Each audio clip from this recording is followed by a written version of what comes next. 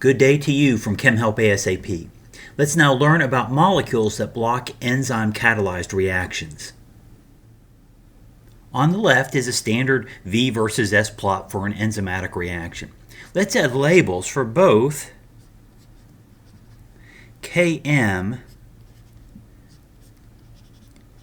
and 1/2 Vmax to make the marks more clear. What if we put added a molecule that inhibits or slows the reaction?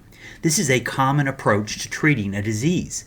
The enzyme is the drug target, and the drug binds and inhibits the enzyme target. If we add an inhibitor, then the curve on the right might be the result. Notice that the inhibited curve, the red curve, is shifted to the right. The curve still does eventually reach Vmax. But the substrate concentration required to achieve 1/2 of Vmax,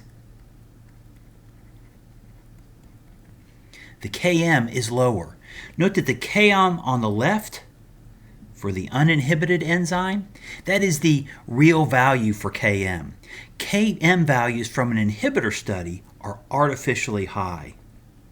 Sometimes they are labeled as Km observed to distinguish it from the actual Km value, the value in the absence of an inhibitor.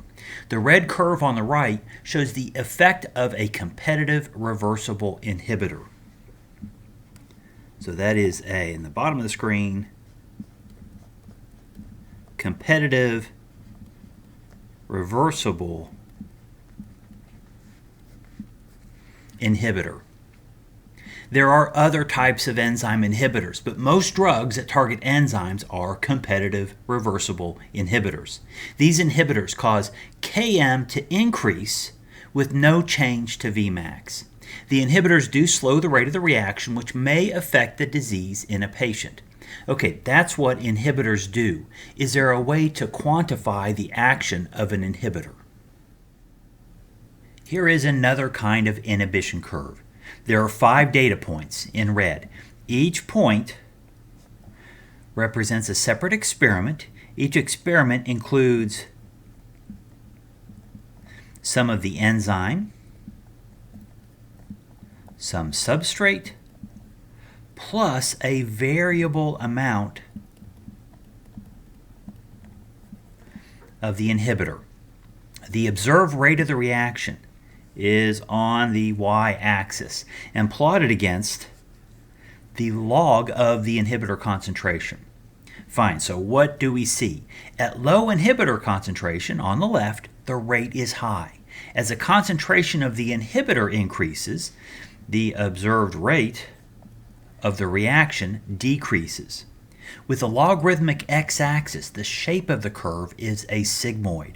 The inflection point of this sigmoidal curve corresponds to the inhibitor concentration at which the rate is reduced by 50%.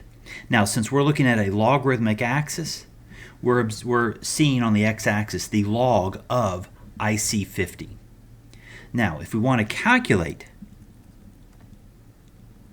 IC50, it's simply 10 to our observed log IC50 value. And that'll give us the numerical value IC50. This IC50 value is a potency measure.